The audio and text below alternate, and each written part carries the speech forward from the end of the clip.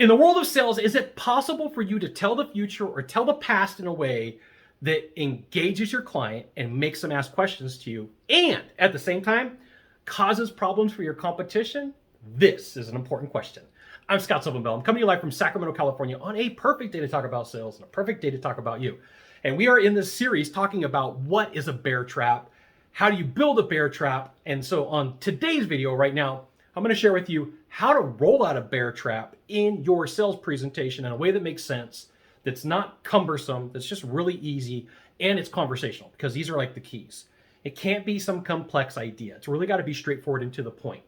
And so I want to let you know, if you're brand new to sales, this is more of an advanced technique. Stick around, get some legs underneath you before you come to this and before you go down the path of this process.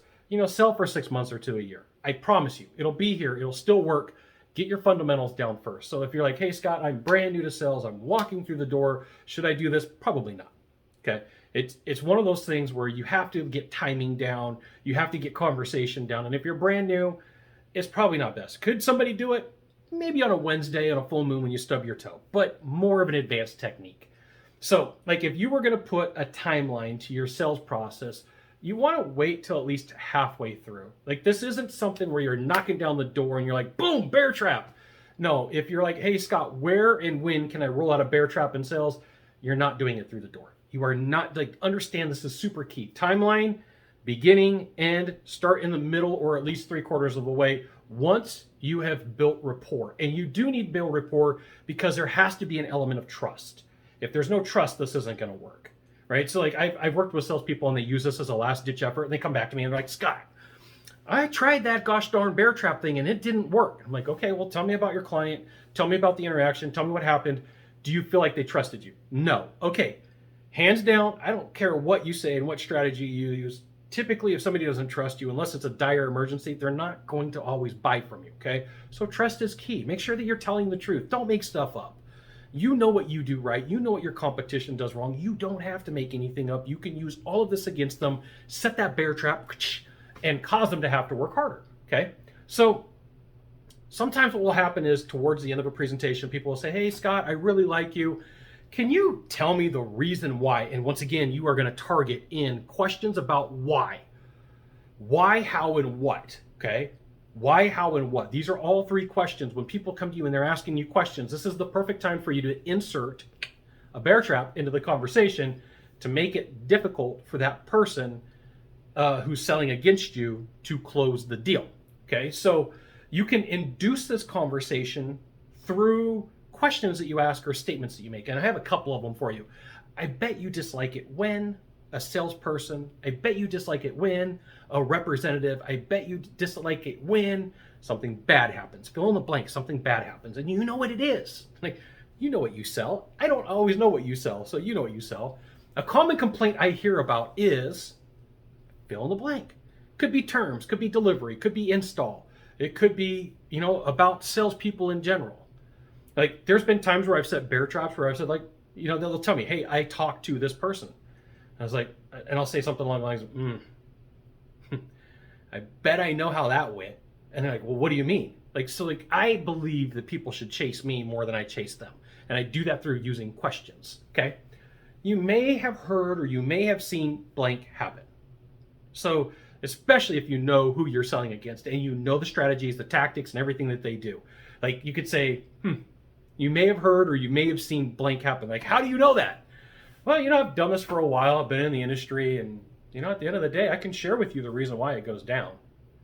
See, it's all about curiosity. It's not about cramming the information down their throat. It's about getting them engaged. It's about telling the future or telling the past. And so you can even do this. They're like, hey, Scott, I got XYZ company coming out, or I got XYZ consultant coming out. And you can say, want to know what happens when they come out and see you? And, curiosity on somebody's part, and they go, yeah, sure, tell me. Right? And then if they're being skeptical about it, I'll push back a little bit harder. Do you really want to know or are you just asking? I love that Tony Robbins question. Do you really want to know or are you just asking? And sometimes people come back and go, yeah, I really want to know. I'm like, okay, now you're engaged enough for me to reward you and share with you what's going on. Now you're engaged enough for me to give you the surprise and give you this content or give you this idea. And so, when you're building a bear trap, when you're rolling out a bear trap, you don't have to wait for them to ask. You can induce this in them. Like, especially if you know who you're selling against, you know what they're doing, you know their limitations, you know their problems, you know what their complaints are. You could use any of these. I bet you dislike it when a common complaint I hear about product service person is, you may have heard or seen blank happen and want to know what happens when person or company comes out to see you? Yeah, I do. Okay, well, do you really want to know, or are you just asking? I really want to know. Okay, now that you're engaged, now that you bought a ticket to the show, I'm going to share with you. I'm not saying that, just so you know. I don't go, hey, now that you bought a ticket to the show, I'm willing to give you that piece of information. No, that's not how you do it. Like, that's what you're thinking. That's what you're thinking. So, once again, halfway to 3/4 through the presentation. And, sometimes this happens on the way out. Like, the doorknob closed. You're about to walk away. And, like, sometimes that lingering conversation happens and the person's engaged and you have the conversation and you can roll out, hey, you know what? Because, like, sometimes they're nervous energy. They're going to tell you about what's happening next. I got XYZ company coming out and I'll give you a call afterwards. Oh, okay, that's cool. I'm about to leave, about to walk away. Hey, wait a minute. You want to know what's going to happen when they come out? Yeah.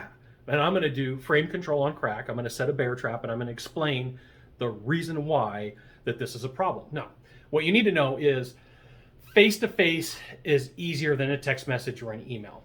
And so the reason why for this is they can hear your inflection. So I tend to save this for Zoom interactions, phone call interactions, or video, not text and not email. So in this strategy, I'd say it probably could work in email. It's not going to work to your favor as strong as if you're talking to the person, if you're looking at them through a video, or if they're face-to-face. Now, a couple of things. Your vocal pitch and tone matter. Your vocal pitch and tone matter. You have to come from the standpoint of, like, I really want to explain to you how to avoid a problem. It can't be like crazy over-the-top energy like you had 40 cups of coffee. It's just got to be really conversational. Because, like, I believe in preeminence. And preeminence means that you care about your client and you care about their outcome more than they do, right? Learn that from Jay Abraham. Preeminence is a huge thing. So, like, you're caring about them. Hey, I want to show you that I care. Thinking it, not necessarily saying it.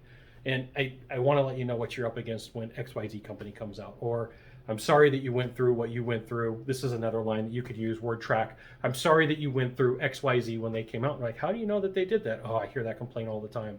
Want to know the reason why they do that? Yeah, I do. Do you really want to know the reason why? You're just asking. Okay, you're going to have to judge that for yourself. Sometimes it's conversational. Sometimes it's not. It's not a 100% hard, fast rule. So some of this, you're just going to have to get the tempo down. Remember, the beginning of the video, I said this is an advanced topic. This isn't something you should be doing if you're brand new to sales. Okay, it's not, and it's just not going to help you. Now, super important, super important that you come from a standpoint of curiosity and from a standpoint of help. You really want to help the person know what they're up against. Once again, don't make stuff up. You don't have to. I promise you, when done right, you don't have to make stuff up. People will beg you to do business with you. They'll interact with you better. It'll be way more interesting. There you go. That is when to roll out a bear trap and sell. So you may have 1 to 3 things to do from here. 1, you can like the video. 2, you can subscribe. 3, you can leave a comment.